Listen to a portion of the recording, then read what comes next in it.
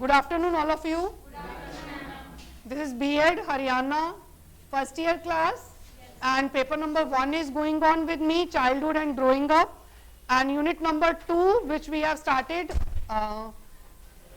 last week, और I think so उससे पहले वाले वीक में हमने स्टार्ट किया था, तो जिसमें हम लोगों के शॉर्ट नोट्स हमें ज़्यादा कवर अप करने हैं. तो लास्ट टाइम जो क्लासेस मैंने ली थी उसमें मैंने एक इंडिविजुअल डिफरेंस के बारे में बताया था, और फिर हमने कॉग्निटिव लर्निंग को डिस्कस किया था, फिर हमने अटेंशन, एप्टीट्यूड, एटीट्यूड और ये चीज़ें डिस्कस की थी. सो आई थिंक सो पर्सनैलिटी भी मैंने स्टार्ट किया था लास्ट क्लास में, और पर्सनैलिटी का हमने मीनिंग डिस्कस किया था. सो पर्सनैलिटी एक मुखौटे को कहते हैं, मास्क को कहते हैं, एक प्रेजेंटेशन को कह सकते हैं जो आप अलग अलग सिचुएशंस में एक पर्सन अपने आप को, अपना फिजिकल, मेंटल, सोशल हर एस्पेक्ट को अपने कवर अप करके और किसी के सामने प्रेजेंट करता है, तो उसी को हम पर्सनैलिटी बोलते हैं. ठीक है. सो पर्सनैलिटी में हमने काफी कुछ कवर अप कर लिया था. सो आज जो हमें करना था, इसके हमने डिफरेंट टाइप्स ऑफ पर्सनैलिटी हमने आज की क्लास में जो डिस्कस करना है, जो स्टार्ट करना है, वो डिफरेंट टाइप्स ऑफ पर्सनैलिटी. ठीक है.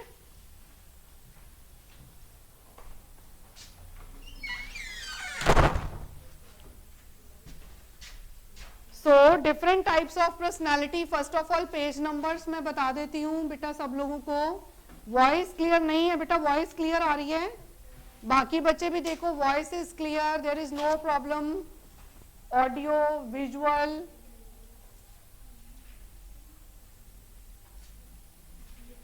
सुषमा, बाकी बच्चे भी प्लीज बताना बेटा ऑनलाइन जो क्लास ले रहे हैं. Everything is clear, all good. Sushma आप अपना चेक करें, कनेक्शन चेक करो बेटा, तब पता चल जाएगा. Please take the seat and don't talk. Okay, done. So आज की क्लास में हम स्टार्ट करेंगे क्लास को टाइप्स ऑफ पर्सनालिटी से. सो क्या क्या इसके प्रकार होते हैं. पेज नंबर हिंदी मीडियम में 197 और इंग्लिश मीडियम में 148. 148 टाइप्स ऑफ पर्सनालिटी.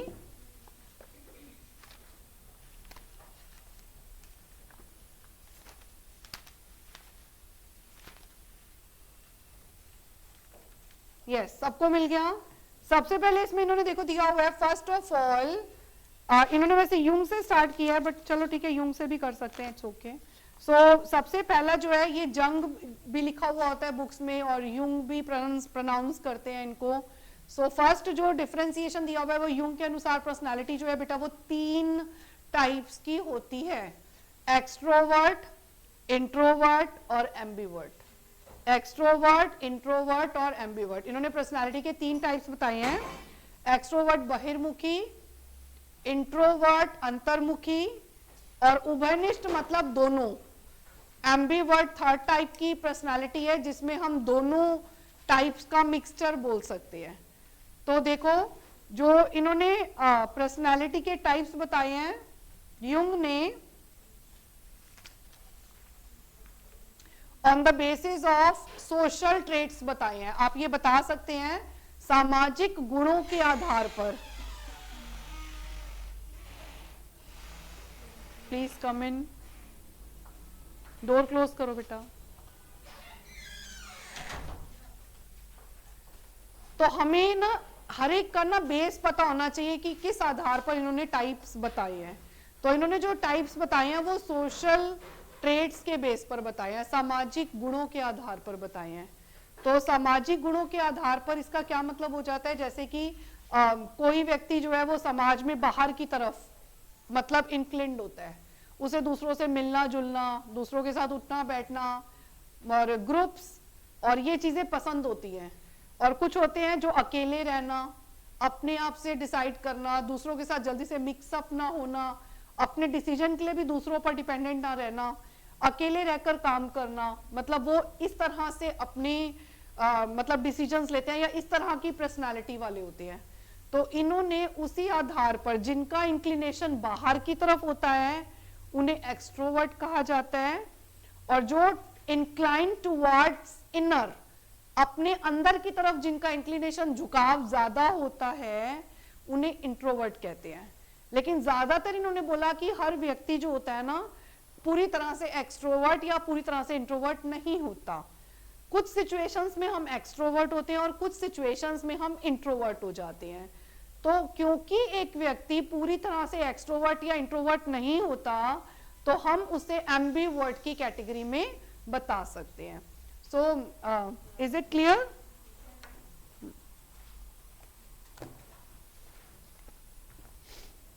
तो उसे हम एम्बीवर्ट कह सकते हैं। तो इन्होंने देखो यहाँ पर एक्सट्रोवर्ट जो सोशल होते हैं, मिलनसार यानी कि एक दूसरे के साथ मिलने जुलने वाले होते हैं, सेटिस्फैक्टरी होते हैं, हैप्पी रहते हैं, जिन्हें इजी लाइफ पसंद होती है, इजी गोइंग होते हैं, बहुत ज्यादा चीजों की चिंता नहीं करते हैं, ठीक है, ऐसे, और जो बाहर की ओर विश्व की ओर उन्मुख होते हैं, मतलब इंक्लिन टुवर्ड्स आउटर वर्ल्ड की तरफ इंक्लिन होते हैं। प्लीज कम इन, बंद कर दो, ये सीट ले लो, यहीं आगे बैठो। तो उन्हें क्या बोलते हैं? एक्सट्रोवर्ट। और इंट्रोवर्ट जस्ट इसका उल्टा हो जाएगा, जो सेल्फ सेंटर्ड होते हैं, अनसोशल होते हैं, और जो ज्यादा हंसी मजाक करना जिन्हें पसंद नहीं होता, ज्यादा टॉकेटिव भी नहीं होते हैं, और अपने आप से अपने कामों को आइसोलेट होके करते हैं, अपना उनका थिंकिंग प्रोसेस चलता है। तो इस तरह की जो पर्सनालिटी होती है बेटा उसे हम इंट्रोवर्ट बोलते हैं। और एम्बीवर्ट मैंने ऑलरेडी बता दिया, इसमें बोथ के मिक्सचर होते हैं, किसी सिचुएशन में एक्सट्रोवर्ट और किसी सिचुएशन में इंट्रोवर्ट, तो उन्हें हम बोलते हैं एम्बीवर्ट। ठीक है, सो ये तो हो गया पहला कैटेगराइजेशन, पहला क्लासिफिकेशन एज पर यूंग और जंग। ठीक है, दूसरा क्लासिफिकेशन है शेल्डन के अनुसार। शेल्डन,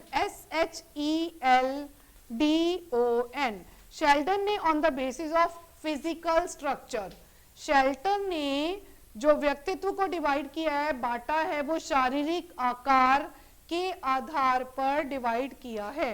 अच्छा, हम शेल्डन का करने से पहले ना इसके बाद वाला पहले करेंगे। क्रैशमर का देखो आपकी बुक में दिया हुआ है, क्योंकि क्रैशमर के बेसिस पर ही शेल्डन का आया हुआ है। क्रैशमर जो थे इन्होंने भी बेटा फिजिकल स्ट्रक्चर और फिजिकल कैरेक्टर के बेस पर ही जो पर्सनालिटी है उसे 4 टाइप्स में डिवाइड किया है। तो पहले मैं क्रैशमर का बता रही हूं, ध्यान से सुनना। सबसे पहले यूंग का किया और अब हम क्रैशमर का कर रहे हैं, फिर शेल्डन का करेंगे। ठीक है, सो देखो इन्होंने क्या बताया है कि फिजिकल स्ट्रक्चर या फिजिकल कैरेक्टर या जो पर्सन के कैरेक्टर्स होते हैं उसके बेस पर उसे कितने पार्ट्स में डिवाइड किया जा सकता है। तो इन्होंने इसमें 4 टाइप्स बताए हैं। पहला पिकनिक, दूसरा एथलेटिक, तीसरा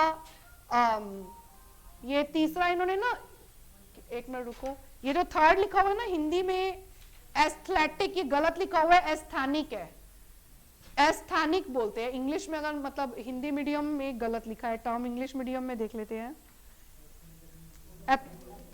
हाँ यहाँ पर ना कहाँ गया क्रैशमर का,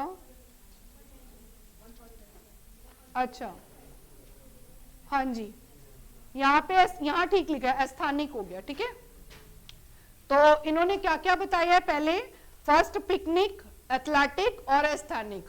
पिकनिक का मतलब ही होता है जो खुश मिजाज होते हैं, जो इनको ना फिजिकल अपीयरेंस के बेस पर बताया। तो फिजिकल अपीयरेंस का मतलब जो ज्यादातर थोड़े फैटी होंगे, हाइट कम होगी, चबी चीक्स होंगे और आराम पसंद जिंदगी इन लोगों को चाहिए होती है। बहुत ज्यादा किसी चीज के लिए जिसको कहते हैं ना जतनो जतन, बहुत ज्यादा उतनी कोशिशें करना, वो सब ये लोग नहीं करते हैं।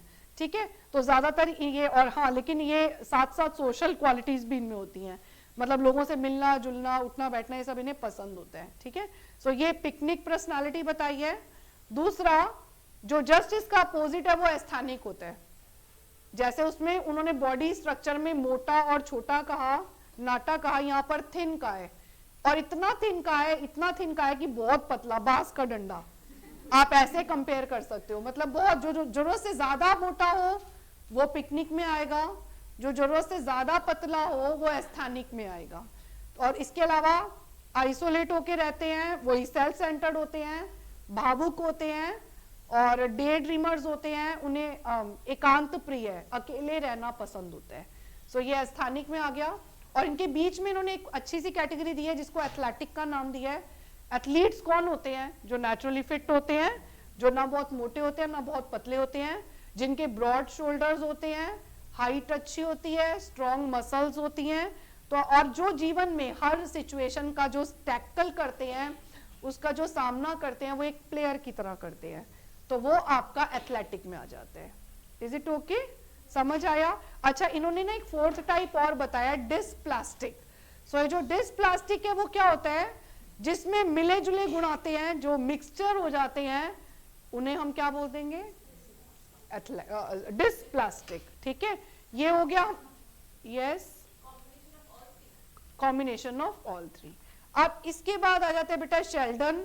शेल्डन ने थोड़ा सा क्रैशमर का ही बेस लेकर चला है, बस नाम बदल दिए हैं। और जैसे उन्होंने तो फिजिकल स्ट्रक्चर प्लस कैरेक्टर को लेकर किया था, इन्होंने सिर्फ फिजिकल स्ट्रक्चर को लेकर बताया है। तो शेल्डन ने जो टाइप बताया वो बेटा एंडोमॉर्फिक। एंडोमॉर्फिक दिख रहा है आपको लिखा हुआ? एंडोमॉर्फिक के ब्रैकेट में लिख लेना पिकनिक बेस। जैसे पिकनिक में क्या पढ़ा था? पिकनिक वाला स्टाइल क्या था? मोटा, हाइट कम, चबी चीक्स, मिलनसार। वो सेम क्वालिटीज अगर आप लिख दोगे तो वो किसमें हो जाती है? आपकी एंडोमॉर्फिक में। ठीक है। और दूसरा देखो, एंडोमॉर्फिक का जो जस्ट अपोजिट इन्होंने बताया वो एक्टोमॉर्फिक, लंबाकार, पतले और लंबे। एक्टोमॉर्फिक मतलब किसके साथ आप कंपेयर कर सकते हो? एस्थेनिक, ये इक्विवेलेंट टू एस्थेनिक। ठीक है। आपका जो एक्टोमॉर्फिक है, अगर आप उसके फिजिकल फीचर्स को आप मिलाएं तो वो किसके साथ हो सकता है? Asthenic. And third one is mesomorphic, MESOMORPHIC, mesomorphic. जो मेसोमॉर्फिक होते हैं वो क्या होते हैं? एथलेटिक। एथलेटिक जो उन्होंने बताया ना, एथलेटिक जो स्ट्रॉन्ग बॉडी बिल्डर्स, और ना बहुत पतले ना बहुत मोटे, लाइफ को अपना एक खिलाड़ी की तरह करते हैं, लेते हैं, और हर प्रॉब्लम का सामना भी बिल्कुल बहुत ज्यादा परेशान होके नहीं करते, अपने इमोशंस पर बैलेंस्ड कंट्रोल होता है। इस तरह की जो पर्सनालिटी होती है उसको इन्होंने मेसोमॉर्फिक कहा है। ठीक है, ये हमारे 3 हो गए। अब इसके बाद एक टाइप आपका आइंजेंग का दिया हुआ है। आइंजेंग का बेटा क्लासिफिकेशन देखो, हिंदी मीडियम इंग्लिश मीडियम में भी दिया हुआ है। लास्ट वाला जो है, इन्होंने ह्यूमन बिहेवियर डायमेंशंस, इन्होंने मानव के व्यवहार जो होते हैं उन परिसीमाओं को लेकर कैटेगराइजेशन किया है। जैसे किसी ने शारीरिक लक्षणों को लेकर कैटेगराइजेशन किया है, किसी ने उनके बिहेवियर को लेकर कैटेगराइजेशन किया है, तो इन्होंने भी मानव बिहेवियर, मनुष्य का जो व्यवहार होता है ना, उसी के आधार पर इन्होंने कैटेगराइजेशन किया है। तो इन्होंने जो डिवाइड किया है कैटेगरी में, वो 4 टाइप्स में डिवाइड किया है। पहले 2 तो एक्सट्रोवर्ट और इंट्रोवर्ट, जो यूंग ने भी बताए थे। सो एक्सट्रोवर्ट आप सबको पता है, जिनका inclination towards the outer world होता है, और जो इंक्लाइन टुवर्ड्स इनर होते हैं वो क्या हो जाएंगे? इंट्रोवर्ट। तो 2 टाइप्स तो सेम ही हो गए। ठीक है। और देखो जो बाकी के 2 बताए हैं वो इन्होंने एक साइकोटिसिज्म बताया है। साइकोटिक, साइकोटिक पता है कौन होते हैं? जो थोड़े से साइकी स्टाइल के होते हैं। ये समाज विरोधी ऐसे बिहेवियर शो करते हैं जो समाज में जिन्हें बिल्कुल भी स्वीकार नहीं किया जाता, तभी तो मतलब एंटी सोशल बिहेवियर उसमें ज्यादा होते हैं। और दूसरों की परवाह क्योंकि इन्हें होती नहीं है, बल्कि शायद ऐसे कह लो कि इन्हें दूसरों को दुख देने में और अच्छा लगता है। ठीक है, तो वो साइकोटिक में आ जाएगा। और साइकोटिसिज्म, और नेक्स्ट रहते हैं न्यूरोटिसिज्म। न्यूरोटिसिज्म नर्वस सिस्टम की प्रॉब्लम होती है। ठीक है, और नर्वस सिस्टम मतलब ये जैसे आपका मानसिक रोगी आ गए जिनको जरूरत से ज्यादा, जैसे अगर एग्जाम, मैथ्स का एग्जाम है तो डर लगना जायज है, भूख भी नहीं लगेगी सुबह, लेकिन जिसको ये प्रॉब्लम अगर हो तो जरूरत से ज्यादा डर लगेगा। इतना डर लगेगा कि शायद पेपर भी भूल जाए, कर ही ना पाए, और शायद उससे भी ज्यादा बुरा हाल हो जाए, मे भी कुछ भी हो सकता है। तो मतलब उतना ज्यादा ओवर किसी चीज का हो जाना। ठीक है, तो वो किस में आ जाते हैं? न्यूरोटिसिज्म में आ जाता है। इनमें लैक ऑफ इंसाइट होता है, चिड़चिड़ेपन में ज्यादा रहते हैं, जरूरत से ज्यादा, एंग्जाइटी जरूरत से ज्यादा, और सेल्फ सेंटर्ड तो होते ही हैं, साथ में अनसेटिस्फैक्ट्री, अनसक्सेस का भी इन्हें बहुत डर, किसी भी चीज में अपने इन कारणों की वजह से ये सक्सेसफुल नहीं हो पाते, क्योंकि जो जरूरत से ज्यादा घबराहट, नर्वस सिस्टम, जो अगर प्रॉब्लम हो या किसी को मेंटली इस तरह की प्रॉब्लम हो, तो ऐसे लोग सिचुएशंस को, मतलब पहले शुरुआत यहां से हुई कि पेपर में डर लगना शुरू की, मतलब हुआ, लेकिन बाद में ये प्रॉब्लम इतनी बढ़ गई कि एग्जाम में, लाइफ में जो सिचुएशंस आ रही हैं उनसे भी इतना डर लगने लगा कि वो उसको भी हैंडल नहीं कर पा रहे। फिर कई बार ये इतनी ज्यादा प्रॉब्लम होती है कि सुसाइड भी कर लेते हैं, तब भी नहीं पता होता कि क्या क्या कर लिया। तो मतलब ये सब ठीक है। तो ये हमारे हो गए 4 categorisation according to 4 different persons, ठीक है। यूंग का बताया, क्रैशमर का बताया, शेल्डन का बताया, आइंजेंग का बताया। So is it okay? Extrovert incline towards the outer world और incline towards the inner world, वो आपके इंट्रोवर्ट होते हैं, जिनका झुकाव बाहर समाज की तरफ अच्छा होता है, जो मिलना जुलना, दूसरों के साथ उठना बैठना, बातचीत करना, ये सब चीजें पसंद करते हैं, दे आर एक्सट्रोवर्ट। और जिनको दूसरों से मिलना जुलना पसंद नहीं होता, अकेले रहना पसंद होता है, और जिनको अपने निर्णय खुद से लेना पसंद होता है, जो दूसरों का इंटरफेरेंस ज्यादा पसंद नहीं करते हैं, they are introvert, incline towards inner world, inside, ठीक है। बिल्कुल, पर्सनालिटी इज डायनामिक, हमने इसके कैरेक्टरिस्टिक्स में पढ़ा था। Environment plays an important role, बच्चे के व्यक्तित्व को बदलने के लिए हमारा वातावरण बहुत महत्वपूर्ण भूमिका निभाता है। सो वहां पर हम, अब देखो पर्सनालिटी तो चेंज होती है, जैसे आप बचपन में शक्ल अलग थी, बड़े हुए और हुई, अभी और हो गई, तो पहले तो यही डायनामिक है, तो बदला भी जा सकता है। तो यस, बदला जा सकता है, कैसे? पहले उसको समझने की जरूरत है, फिर उसे राइट डायरेक्शन देने की जरूरत है, फिर उसे बदला जा सकता है। सो ऐसे करके बदला भी जा सकता है। सो आई होप सो यहाँ तक किसी को कोई प्रॉब्लम नहीं है। अब हम आगे बात करते हैं, एक इसमें ये क्वेश्चन हुआ। Now next question is methods for the assessment.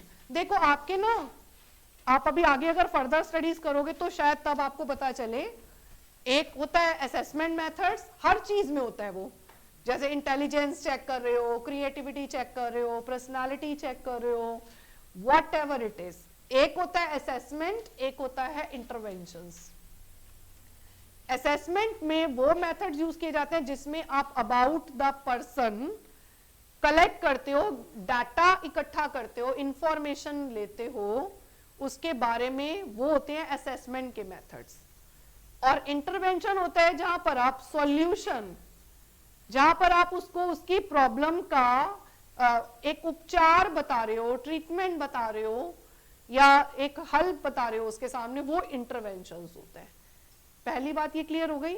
हमारा जो अगला क्वेश्चन है एक्चुअली वो यही है, मेथड्स और टेक्निक्स ऑफ असेसमेंट। आप कैसे पर्सनालिटी को आकलित करोगे, कि किन आधारों पर आप कैसे बता पाओगे, कैसे मेजर करोगे कि ये व्यक्ति एक्सट्रोवर्ट है, ये व्यक्ति इंट्रोवर्ट है। भाई कैसे बताओगे? कोई टेस्ट होगा, कोई पेपर होगा जो दिया जाएगा, या कुछ पूछा जाएगा, किस बेसिस पर बताएं कि ये क्या है? सो यहाँ पर देखो इन्होंने मेथड्स के आधार पर, बेटा ये हिंदी मीडियम में तो पेज नंबर कॉन्टिन्यूटी में चल रहे हैं, इंग्लिश मीडियम में 157 पेज नंबर पे दिया हुआ है, सबको मिल गया। So assessment of personality, if we talk about assessment of personality,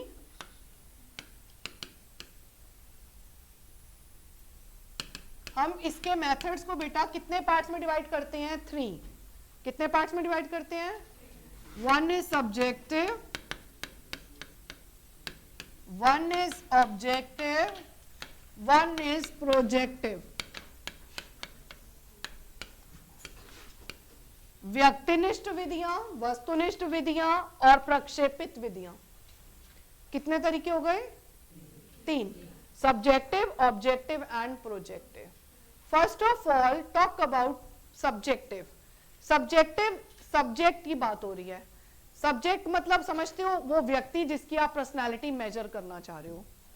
तो सब्जेक्टिव बेसिकली वो मेथड्स को कवर करता है जहां पर आप सब्जेक्ट से जब कुछ पूछते हो या उसके द्वारा जो इंफॉर्मेशन दी जाती है उसके आधार पर ही सिर्फ आप उसकी पर्सनालिटी को मेजर कर लेते हो। तो वो जो मेथड होता है वो कौन सा होता है?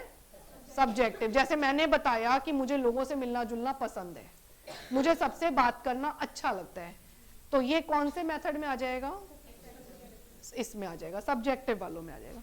ऑब्जेक्टिव में क्या होता है, मेरे कहे हुए आधार पर नहीं, बल्कि जो मेरा जो साइकोलॉजिस्ट है या जो ऑब्जर्वर है वो मुझे खुद देख रहा है, वो देख रहा है। जैसे एक टीचर है क्लासरूम में, उसने पहले बच्चे से पूछा, तो बच्चे ने बताया अपने बारे में कि मुझे मिलना जुलना, बैठना, सबके साथ खेलना पसंद है, तो हम उस आधार पर अगर कैटेगराइज करा तो हमने सब्जेक्टिव मेथड यूज किया।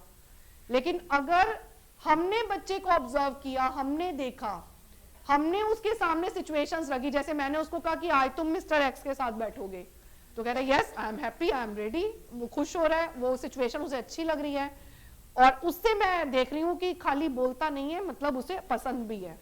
तो जब हम उसके बिहेवियर के बेस पर हम देख रहे हैं, तो यहाँ हम ना उससे पूछ नहीं रहे, बल्कि हम खुद से मेजर करने की कोशिश कर रहे हैं सिचुएशंस दे देकर। तो ये कौन सा मेथड हो जाता है बेटा, ऑब्जेक्टिव। और तीसरा प्रोजेक्टिव में ना तो हम उससे पूछते हैं उसका व्यवहार कैसा है, और ना तो हम उसके व्यवहार को देखते हैं कि रियल लाइफ में वो कैसा व्यवहार कर रहा है, लेकिन हम ना उसके सामने कुछ अलग सा क्रिएट करके देते हैं और वहां देखते हैं कि ये उस अलग से क्रिएट किए हुए में किस तरह का व्यवहार दिखाता है अपना। इसमें ना जैसे प्रोजेक्टिव मेथड्स में ना कोई सिचुएशन प्रोजेक्ट करके दी जाती है। कैसे दी जाती है, जैसे इनमें आप टेस्ट पढ़ेंगे, इंक ब्लॉट टेस्ट है, रोरशा का, टैट है, thematic perception test, children perception test, sentence completion test, और फिल इन द ब्लैंक्स मतलब word formation. There are several test. आपने सबने वो मूवी देखी हुई है, कौन सी, कुछ कुछ होता है, उसमें नीलम शो याद है, उसमें नीलम शो में वो वर्ड गेम खिलाती है, एक शब्द को सुनकर इमीडिएटली आपके मन में क्या उस शब्द से कनेक्टेड नया वर्ड आ जाता है। तो तब वो फिर वो जो गर्ल होती है वो अपने पापा के साथ, शाहरुख खान के साथ खेलती है वही गेम। तो वो क्या था, वो पर्सनालिटी का प्रोजेक्टिव मेथड है। तो मतलब जब उसमें याद होगा आपको, जब उस लड़की ने बोला लव, तो उसके फादर ने नाम लिया अंजलि, दोस्ती अंजलि, उसने बोला था ना। तो ये क्या है कि आपके मन की बात निकालने के लिए, एक्चुअल में वो सिचुएशन आपकी नहीं है लेकिन जो आपको दी गई है, बट आप वहां रिएक्ट वैसा ही करते हो जैसे कि आपकी अपनी सिचुएशन होती, तो भी आप ऐसा ही रिएक्ट करते, तो उससे आपकी पर्सनालिटी को मेजर करते हैं।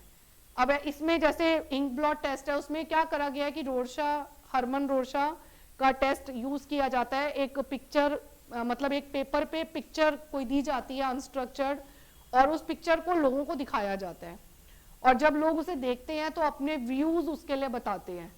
तो जब वो अपना देख के उसे, किसी को लग रहा है कि उसमें ब्लड ही ब्लड है, पर किसी को कुछ उसमें उगता सूरज नजर आ रहा है, तो कोई ऑप्टिमिस्टिक है तो उसे अच्छी चीजें नजर आएंगी, जो दुखी रहने वाला है पैसिमिस्टिक है उसे उसमें नेगेटिव चीजें ज्यादा नजर आएंगी।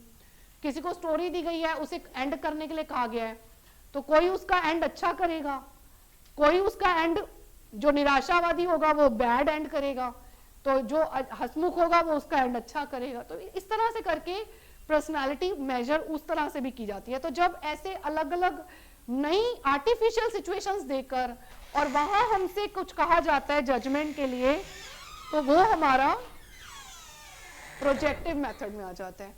तो अब हम इनके अंदर कौन कौन से मेथड्स होते हैं उनको लेकर डिस्कस कर रहे हैं। तो जैसे पहला आपका सब्जेक्टिव मेथड में बेटा ऑटोबायोग्राफी। सब्जेक्टिव में पहला क्या है, ऑटोबायोग्राफी, आत्मकथा। सो आत्मकथा क्या होती है, अपने बारे में खुद से लिखा हुआ। ऑटोबायोग्राफी, मैंने अपने जीवन के बारे में अपने आप, महात्मा गांधी जी ने लिखा, ऑटोबायोग्राफी लिखी, उनके लाइफ के प्रिंसिपल्स थे ट्रुथ और क्या कहते हैं नॉन वायलेंस। सो हमें वहीं से हम पढ़ते हैं और हमें पता लगता है यही उनकी पर्सनालिटी है, उनकी पर्सनालिटी के ट्रेड्स यही हैं जिसको उन्होंने जीवन भर फॉलो किया, अपना पूरा जीवन इसी आधार पर उन्होंने जिया है। सो दैट इज ठीक है। तो ऑटोबायोग्राफी में हम उनके लिखे हुए आधार पर हम जो है कर सकते हैं। आत्मकथाएं दो तरह की भी हो सकती हैं, क्लोज्ड हैंडेड और ओपन हैंडेड। क्लोज्ड हैंडेड में जस्ट आप मतलब एक एक पॉइंट बता देंगे, और ओपन हैंडेड में आप पूरा डिटेल अपनी पूरी घटनाएं जीवन की, सब कुछ अपने बारे में पूरा अच्छे से किसी को बताना होगा तो पूरे अच्छे से इंफॉर्मेशन देंगे। सो वो ओपन एंडेड, जो जो आपके माइंड में आ रहा है वो सब आप बताते जा रहे हैं। ये पहला मेथड हो गया। दूसरा बेटा केस हिस्ट्री। केस हिस्ट्री का मतलब क्या होता है? व्यक्ति इतिहास।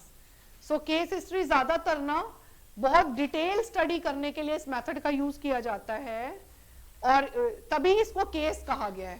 केस मतलब एक स्पेसिफिक केस जिसको आप उठा रहे हो, उसको पूरे डिटेल में ऑब्जर्व करना, उसको पूरे डिटेल में। तो केस हिस्ट्री में हम व्यक्ति से उसके जीवन की जो इंपॉर्टेंट इंसिडेंट्स हैं शुरू से लेकर एंड तक, केस हिस्ट्री का मतलब यही होता है टाइम के अनुसार चलने वाला। तो जो भी एपिसोड्स इंपॉर्टेंट हैं, सिग्निफिकेंट हैं, उनका वर्णन उस व्यक्ति से लिया जाता है। That is called as case history method. Third one is interview method.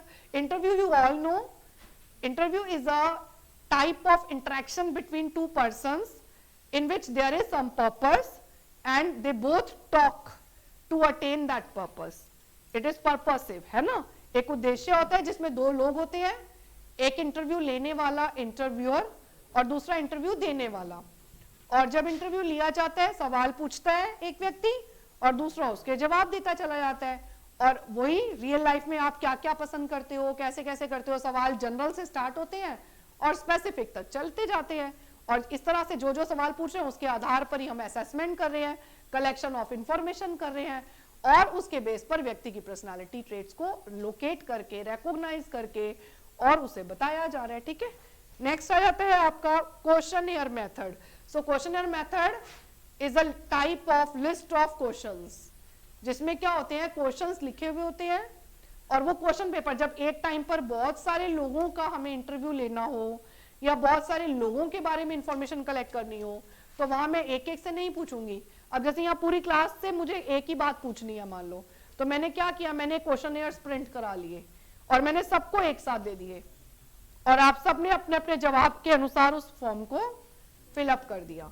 तो जब इस तरह से कोई सवाल जवाब पूछे जाते हैं आपके बारे में, तो वो क्वेश्चनियर मेथड हो जाता है। क्वेश्चनियर मेथड का मेरिट्स क्या होते हैं, फायदे क्या होते हैं, कि कितने मर्जी घरों में पोस्ट कर दो और रिक्वेस्ट कर लो कि आप जो है हमें भेज देना, और आ जाएगा, और आपको इंफॉर्मेशन एक टाइम पे बहुत सारे नंबर ऑफ पीपल की मिल जाती है। लेकिन इसका ड्रॉबैक क्या होता है कि अगर किसी को सवाल समझ नहीं आया तो वो जवाब गलत देगा। फिर आमने सामने जब बैठते हैं तो हमें दूसरे व्यक्ति के फेशियल एक्सप्रेशंस नजर आते हैं, but at the time of questionnaire हमें उसके हाव भाव नजर नहीं आते कि वो सही बोल रहा है या गलत बोल रहा है। Means there is no tool of checking the validity of the answer sheet. हमें कोई, हमारे पास टूल नहीं है जिससे हम उसकी वैलिडिटी जो है ना वो चेक कर सकें या देख सकें। और इसका ड्रॉबैक क्या हो सकता है कि अगर किसने मान लो जवाब, अब जो क्वेश्चन समझ ही नहीं आएगा उसका वो सवाल छोड़ भी सकता है, और फिर उसके बाद जो आपने वहां पोस्टल एड्रेस डाला है कि यहाँ पे भेज देना, तो क्या गारंटी है कि वो भेजेगा या नहीं भेजेगा, आपके पास आए। किसी के पास इतना टाइम होता है आज की डेट में कि कोई इतना सब किसी के लिए करे? सो बोरिंग हो जाता है सम टाइम। और लोग इंफॉर्मेशन, कई बार जो इंफॉर्मेशन हमें चाहिए होती है, चाहिए गई इंफॉर्मेशन के अपोजिट जानकारी देते हैं, मतलब जो करेक्ट है वो नहीं बताते हैं। सो ये सब इसके ड्रॉबैक्स होते हैं। क्वेश्चंस फ्रेम करना भी अपने आप में डिफिकल्ट टास्क है। ठीक है, सो ये सब बातें, सो ये these all are subjective method. I hope so समझ आ गए।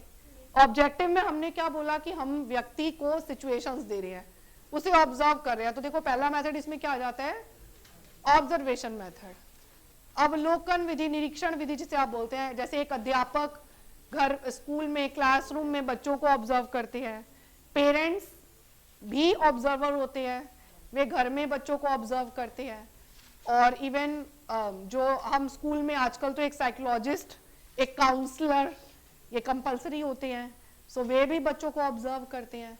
सो वहाँ उनके बिहेवियर्स को ऑब्जर्व करना, उनके कैरेक्टर्स को ऑब्जर्व करना, उनके ट्रेड्स को देखना, मतलब उसके बेस पर अगर हम कुछ डिसाइड कर रहे हैं या असेसमेंट कर रहे हैं तो वो आपका ऑब्जर्वेशन मेथड आ जाता है।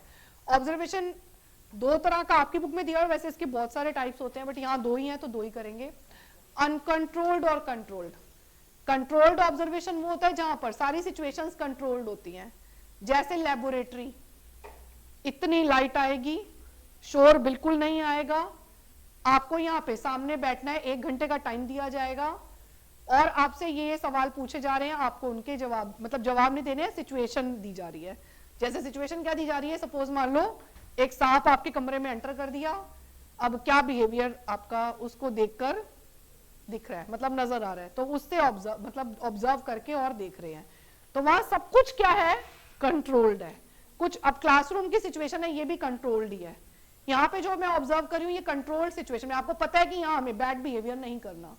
अभी सर बोल के गए आपस में बात नहीं करनी क्योंकि ऑनलाइन क्लास चल रही है। सो ये यहाँ पर आप, लेकिन अभी अगर ये सब कुछ हटा दिया जाए, ये सिचुएशंस कंट्रोल की जगह अनकंट्रोल कर दी जाए, तो यहाँ आवाज देखना, मेरी तो आवाज ही बंद हो जाएगी, आप ही की आवाज ज्यादा आएगी। सो व्हाट इज दिस, मतलब अनकंट्रोल्ड। अनकंट्रोल्ड में नेचुरल एनवायरनमेंट होता है। बेटा डोर क्लोज करो।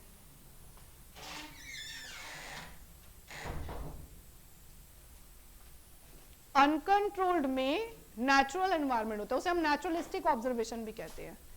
वहां पर नेचुरल तरीके से माता पिता अपने बच्चे को बड़ा होता हुआ देखते हैं, टीचर 1 साल तक क्लासरूम में होते हैं तो नेचुरली बच्चे को प्लेग्राउंड में भी देखते हैं, लैब में भी देखते हैं, क्लासरूम में भी देखते हैं, वेरियस एक्टिविटीज परफॉर्म करते हुए ग्रुप्स में भी देखते हैं।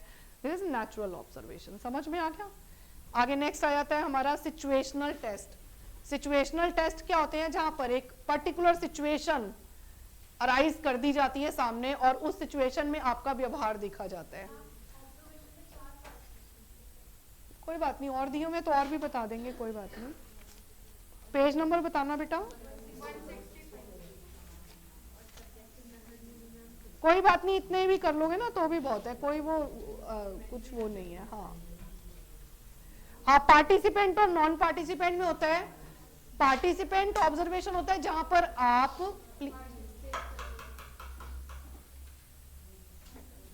पार्टिसिपेंट होता है जहां पर आप खुद भी पार्टिसिपेट कर रहे हो। जैसे बच्चे प्लेग्राउंड में खेल रहे हैं तो मतलब जो ऑब्जर्वर है, जो पर्सन है, वो खुद भी उनके साथ मिक्सअप हो गया, उनके मतलब जो भी उनका रिलीजियस इन्फ्लुएंस है, सब कुछ है, सबको एक्सेप्ट कर रहा है और साथ बीच में मिक्सअप होके फिर ऑब्जर्व कर रहा है। तो ये होता है पार्टिसिपेंट। और नॉन पार्टिसिपेंट में जैसे टीचर अलग रहेगा, बच्चे अलग बैठेंगे और मैं दूर से ऑब्जर्व करूंगी, सो पार्टिसिपेट नहीं करूंगी, तो वो क्या हो जाता है, non participant. Is it okay? अच्छा, अब हमने बताया सिचुएशनल। सो सिचुएशनल में क्या होता है कि सिचुएशन अराइज की जाती है, जैसे कि जो है ना, अब क्या हुआ कि एक जो है बच्चे ने क्लास में चोरी कर ली है, उसके बिहेवियर को हमें पिक करना है कि ये गलत बिहेवियर है, किसने किया, कोई नहीं नाम ले रहा। तो अभी हमने क्या किया, हमने एक स्ट्रेटेजी यूज करी, हमने उसके लिए क्या किया कि हमने एक ऐसा कुछ वो बना दिया या कुछ ऐसा कर दिया कि ये टच करना है और अगर आप जैसे ही टच करोगे तो अलार्म बज जाएगा, जिसने झूठ बोला होगा। बेटा डोर नहीं क्लोज हुआ। तो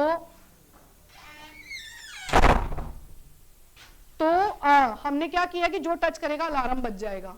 तो अब क्या है कि बच्चे जैसे जिसने झूठ बोला होगा तो वो टच करने से डरेगा, है ना। तो क्या हुआ कि जितनों ने टच, और ऐसा कुछ नहीं था एक्चुअल में, वो क्या था, एक फ्रेग्रेंस थी, तो जितने बच्चों ने टच किया उनके हाथ से फ्रेग्रेंस आ रही थी, और जिसने टच नहीं किया मतलब क्योंकि उसे डर था कि अलार्म बज जाएगा या कुछ ऐसा होगा, कुछ नर्वस सिस्टम के साथ कनेक्टेड होगा तो वो चीज के अंदर आ जाएगी, तो उसने टच नहीं किया, उसके हाथ से फ्रेग्रेंस नहीं आ रही थी उस झूठ की वजह से। तो मतलब ऐसे करके छोटी छोटी चीजें की जाती है, सिचुएशंस दी जाती हैं और उसके बेस पे उनके बिहेवियर्स को, उनकी पर्सनालिटी को फाइंड आउट करने की कोशिश की जाती है, असेस करने की कोशिश की जाती है। So this is situational method. Rating scale. Rating scale क्या होता है, रेटिंग का मतलब होता है बेटा, रेटिंग स्केल को रेटिंग मापनी हिंदी में कहते हैं। सो रेटिंग स्केल क्या होता है, दो शब्दों से मिलकर बना है, एक रेटिंग और एक स्केल। सो रेटिंग का मतलब तो होता है ओपिनियन। रेटिंग का मतलब क्या होता है, ओपिनियन, राय, और स्केल होता है कि किसी स्केल पर आपसे राय ली जा रही है। तो स्केल मतलब जिसके कई ऑप्शंस हैं। जैसे ऑप्शन क्या हो सकते हैं, आपने देखा होगा ओपिनियंस होते हैं, जैसे ऐसे भी कह सकते हैं, ऐसे ओपिनियन में आपको किसी पर्टिकुलर फ्रेंड के साथ बैठना कितना पसंद है, तो न्यूट्रल, नहीं बहुत अच्छा लगता है, अबव, और फिर कभी बिलो, बिल्कुल भी नहीं बैठूंगा, नॉट एट ऑल, डिसएग्री, ऐसे आते हैं ना ओपिनियन। तो ये जो रेटिंग स्केल होता है, इस बेसिस पर इसे 3 पॉइंट रेटिंग स्केल भी बना सकते हैं। 3 पॉइंट में जस्ट 3 ऑप्शंस होते हैं, वही वाला कि एक न्यूट्रल और एक आपका एग्री और एक डिसएग्री, और मतलब और एक 5 पॉइंट भी हो सकता है, एक ऊपर और जाएगा तो एक नीचे भी और आ जाएगा ऑप्शन। 7 पॉइंट भी हो सकता है, फिर एक और ऊपर आएगा, एक नीचे भी आ जाएगा, और मैक्सिमम 9 पॉइंट्स तक होता है। तो मतलब 9 में भी 4 ऊपर 4 नीचे और एक बीच का न्यूट्रल वाला रहेगा। तो इसमें जितने पॉइंट ऊपर होते हैं ऑप्शन के, उतने ही पॉइंट नीचे भी होते हैं, और उसके आधार पर ओपिनियंस ली जाती हैं, अलग अलग सिचुएशंस। तो ये भी तो एक तरह से ऑब्जर्व करना ही हो गया, भाई आपको इस फ्रेंड के साथ बैठना कितना पसंद है, तो आपने न्यूट्रल या बहुत अच्छा या बिल्कुल अच्छा नहीं, नॉट एट ऑल, 3 में से एक पे टिक लगा रहे हैं। तो वो क्या है कि वो मतलब आपका बिहेवियर ऑब्जर्व कर रहे हैं, ठीक है, एक तरह से सिचुएशन दे रहे हैं। हाँ, वो तो लास्ट में तो फिर उसी बेस पे ही करते हैं, वो तो कैलकुलेशन अपना जो सिस्टम हो गया वो स्टैटिस्टिकल वे हो गए कि आप क्या क्या मेथड यूज कर रहे हो उनको कैलकुलेट करने के लिए। नेक्स्ट आ जाता है आपका सोशियोमेट्रिक मेथड, समाजमिति विधि। सोशियोमेट्रिक मेथड बेटा मोरेनो लेकर आए हैं, JL मोरेनो, और सोशियोमेट्रिक मेथड नाम से ही क्लियर होता है ये सामाजिक, जो आपके अंदर जैसे सामाजिक समूह के गुणों में जो समाज में आप रहते हो जिस, तो वहां पर आपके अंदर क्या क्या क्वालिटीज होनी चाहिए उस समाज में एक स्वीकृति पाने के लिए, उस समाज का हिस्सा बने रहने के लिए।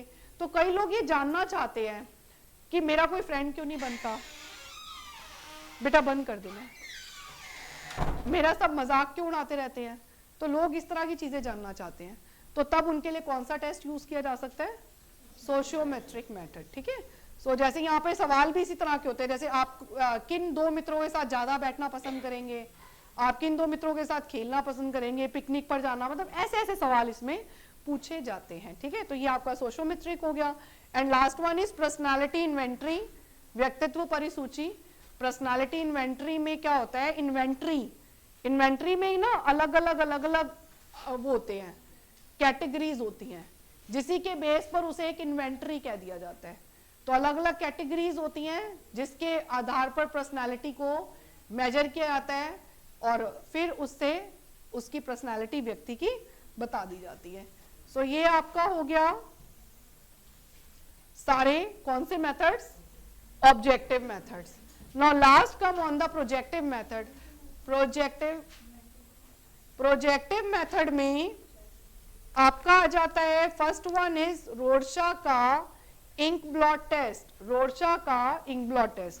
सो इसे हरमन रोरशा ने दिया है, रोरशा का ink blot test. Ink blot शाही धब्बा परीक्षण, ये इंक ब्लॉट का मतलब जानते हो क्या होता है, कागज पर अगर हम वो जो फाउंटेन पेन होते हैं उसकी इंक को ऐसे स्प्रेड करें, मतलब ऐसे ड्रॉप करें, सॉरी, तो वो क्या होगा, कागज पे आते ही फैल जाएगी, और उसकी जो आकृति होती है वो कोई भी अनस्ट्रक्चर्ड पिक्चर बन जाती है, और ऐसी इमेजेस बच्चों को दिखाई जाती है। इन्होंने ना इस तरह के 10 कार्ड्स का यूज किया, मतलब 10 कार्ड है इस टेस्ट के अंदर पर्टिकुलरली, और उन 10 कार्ड्स में अलग अलग कलर के इंक ऐसे करके ब्लॉट किए हुए हैं, प्लॉट, और वो स्प्रेड हुए हुए हैं, अनस्ट्रक्चर्ड पिक्चर्स हैं, और वो 1 बाय 1 करके बच्चों को दिखाई जाती हैं। और ये जो 10 कार्ड्स हैं अनस्ट्रक्चर्ड वाले, इसमें 5 कार्ड्स में ब्लैक कलर की पिक्चर्स हैं, 5 और इसके अलावा 2 में ब्लैक और रेड, और 3 में मल्टी कलर, और वो इमेजेस आपको दिखाई जाती हैं। तो आप ये याद कर लो, नहीं तो लिख लेना, 10 कार्ड्स आर यूज्ड, जिसमें 5 कार्ड्स कौन से वाले, black coloured pictures, 2 cards black and red, और 3 कार्ड्स मल्टी कलर। तो ये पिक्चर्स दिखाए जाते हैं बच्चों को एक एक करके, व्यक्तियों को, ठीक है। रिपीट करना है, total 10 cards are used, 3 cards red colour, sorry 5 cards red colour, 2 red and black, और 3 मल्टी कलर, ठीक है। हाँ, मल्टी कलर में मतलब इंक किसी भी कलर की होगी, हाँ, वो आप चेंज कर लो, कुछ भी कर लो, ठीक है। तो वो दिखाए जाते हैं एक एक करके, और उस आकृति में आपको क्या नजर आ रहा है, कोई नंबर क्या नजर आ रहा है, जानवर, कोई इंसान क्या नजर आ रहा है। तो ऐसे करके देखा जाता है कि क्या आपने डिटेल में बताया ओवरऑल पिक्चर को देखकर, और क्या उसके पर्टिकुलर पॉइंट को देखकर आपने बताया।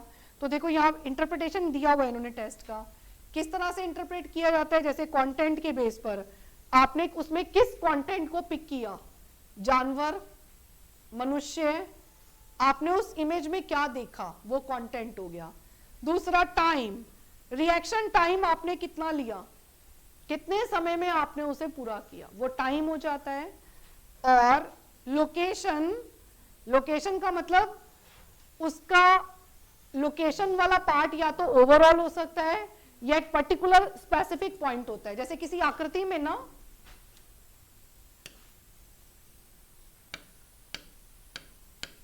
हो सकता है आप इस पूरे इमेज को देखकर ओवरऑल देख के अंदाजा लगा रहे हो, और हो सकता है किसी को सिर्फ ये बीच में फ्लावर सा कोई नजर आ रहा हो या कोई आकृति, सिर्फ उसका ध्यान इस पार्ट पर हो। तो किस पार्ट पर ध्यान है उसे हम बोलते हैं लोकेशन, इस पेपर की लोकेशन, ठीक है। और इसके अलावा डिटर्मिनेंट, मतलब डिटर्मिनेंट का मतलब है कि आपने वो जो कलरफुल पिक्चर देखा, रिस्पॉन्स, वो सब चीजों को देखकर कि वो किस तरह का कलर है, कईयों को वो ब्लड नजर आ रहा है, कईयों को वो क्या, मतलब डिटर्मिनेंट्स मतलब जिसके बेस पर आपने उसको अंदाजा लगाया कि मुझे ब्लड जैसा लग रहा है या ये मुझे उगता सूरज लग रहा है, वो डिटर्मिनेंट्स होते हैं। इसके अलावा ओरिजिनलिटी, ओरिजिनलिटी मतलब कितना जेन्यून है आपका, मतलब इससे आपकी ओरिजिनलिटी पता लगती है कि कितने आप जेन्यून है चीजों को देखने में, कितना आपका मतलब नेचुरल स्वभाव है, कितना नेचुरलिस्टिक है। सो ये इसके बेस पर हम टेस्ट को इंटरप्रेट करते हैं जब बच्चा टेस्ट कर लेता है। तो ये पहला हो गया। दूसरा, इसमें टैट यूज किया जाता है, टैट, थैमेटिक एपरसेप्शन टेस्ट। इसका नाम क्या है, थैमेटिक एपरसेप्शन टेस्ट। ये मॉर्गन एंड मुरे लेकर आए 1925 में।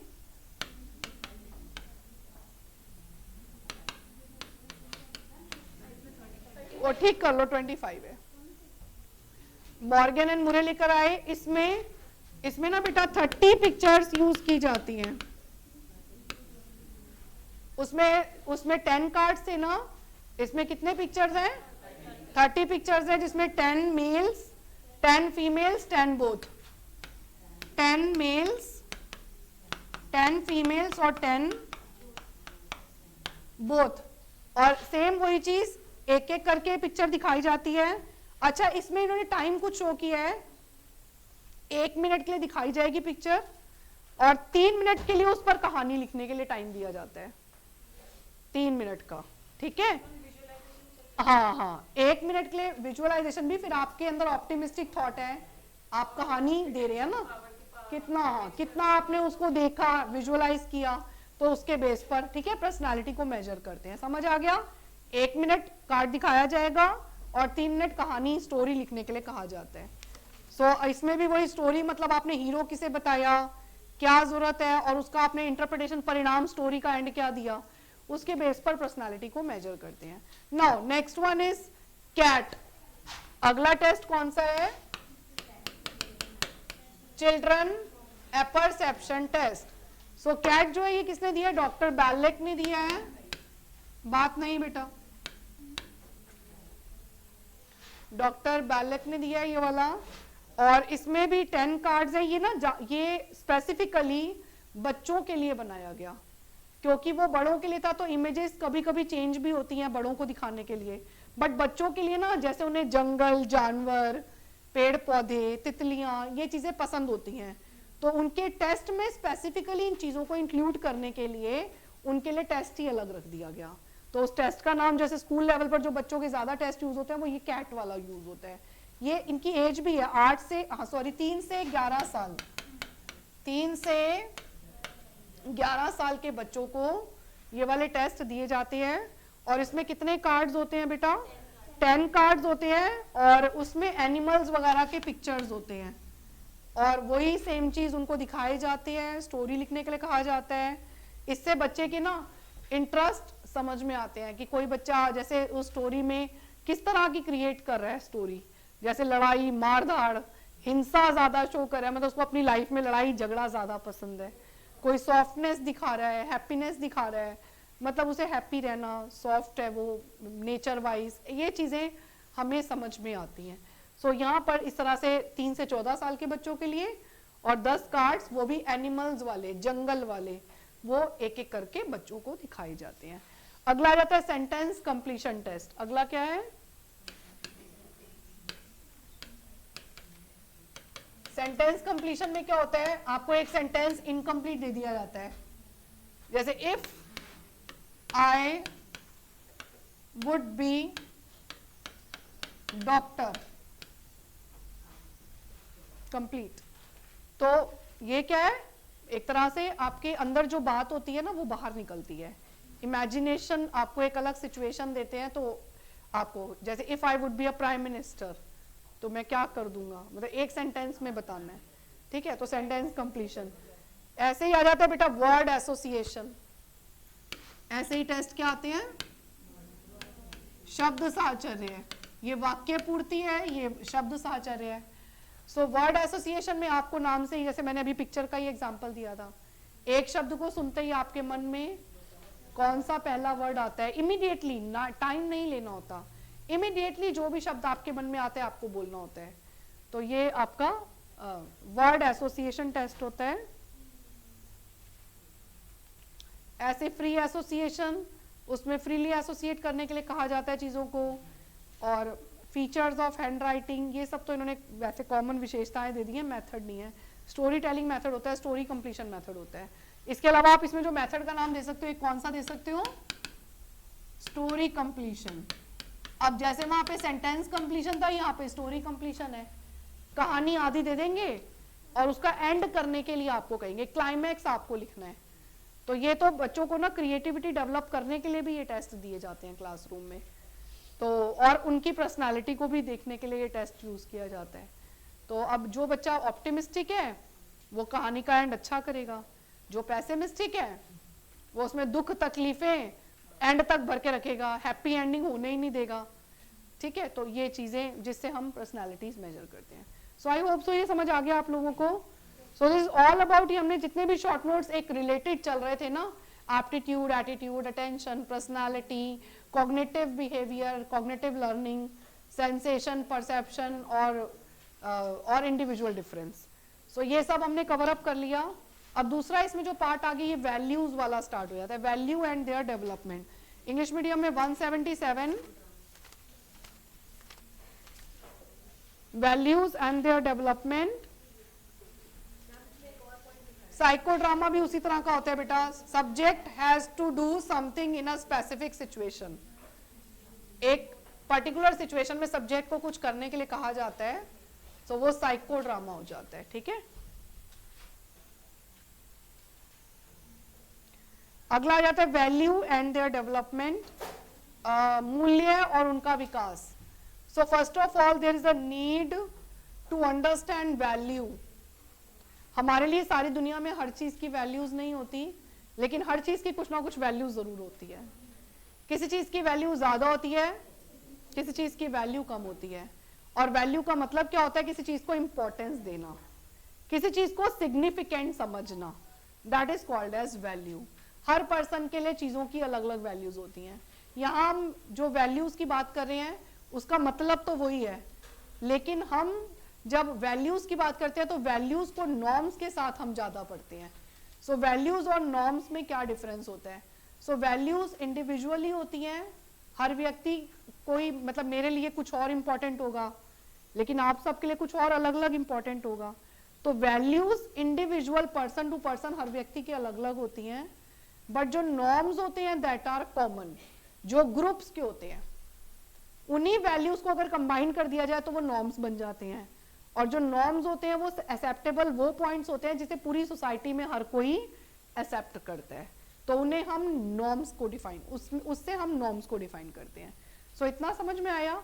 सो अब आगे देखो, जैसे वैल्यूज का क्या मतलब है। मूल्य, गैरेट के अनुसार मूल्य कोई भी चीज है जो एक मनुष्य के पास होनी चाहिए। A value may be defined as anything which is desirable to a person. मतलब तभी तो आप उसको वैल्यू देते हो। अगर आपके लिए उसकी कोई इच्छा ही नहीं है, आप उसे लेना ही नहीं चाहते, तो फिर उसकी कोई वैल्यू भी नहीं है आपके लिए भाई। फिर तो सारी, एक साधु सन्यासी के लिए किसी भी चीज की कोई वैल्यू नहीं है, क्योंकि उसको तो कुछ नहीं चाहिए। तो जिसको चाहिए, जिसके लिए इच्छा है किसी चीज को लेने की, पाने की, उसी की तो वैल्यू है। ठीक है, सो वैल्यू का मतलब समझ में आया। एक और परिभाषा दी हुई है, यह एक अनुपम शाब्दिक प्रत्यय है। Values are unique verbal concepts. Unique मतलब सबके अपने अपने। That relate to the worth, जो किससे रिलेटेड होते हैं? वर्थ। वर्थ मतलब किसी चीज को इंपॉर्टेंट मानना और किसी चीज को इंपॉर्टेंट नहीं मानना।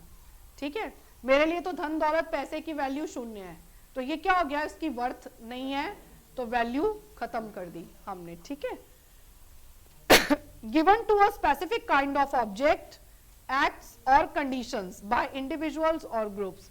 जो किसी भी वस्तुओं को आप वर्थ देते हो, किसी भी मनुष्य को आप वर्थ देते हो कि मेरे लिए सारी दुनिया में तुमसे बढ़ के कोई नहीं है, सो ये क्या है? मतलब वैल्यूएबल है वो। Is it clear? सो उस वर्थ को ही हम वैल्यू कहते हैं। Now values are what is attractive to a person. कितने अच्छे अच्छे शब्द बताए हुए हैं। वैल्यू वो जो तुम्हारे लिए अट्रैक्टिव है। ठीक है, the essence of what he seeks in an object, a person और इवन हिमसेल्फ। जो वो किसी और व्यक्ति में देखता है या खुद अपने आप में ढूंढता है, उसी को ही हम उसकी वैल्यू बोलते हैं। ऐसे पॉइंट्स जो जिनके आधार पर हम उन्हें वैल्यू देते हैं या वैल्यूएबल मानते हैं। आगे आ जाते हैं बेटा। The value of an individual, तो वो तो वैल्यू ही है। Worth of an individual, value. लेकिन जब हम बात करते हैं वैल्यू ऑफ अ ग्रुप, तो वो क्या बन जाएगा? नॉर्म्स। हाँ जी, हाँ हाँ ठीक है मैम। यूट्यूब पर वीडियो अपलोड, वो यही चीजें पूछे सर।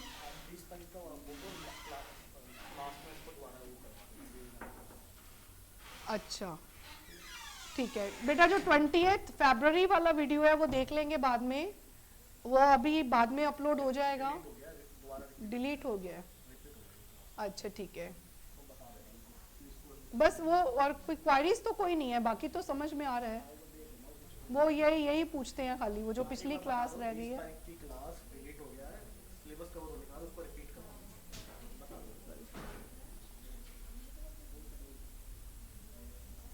बेटा वो बाद में देख लेंगे सर, ठीक है, अगर क्लास अपलोड हो जाएगी थोड़े टाइम में। So please have a look here.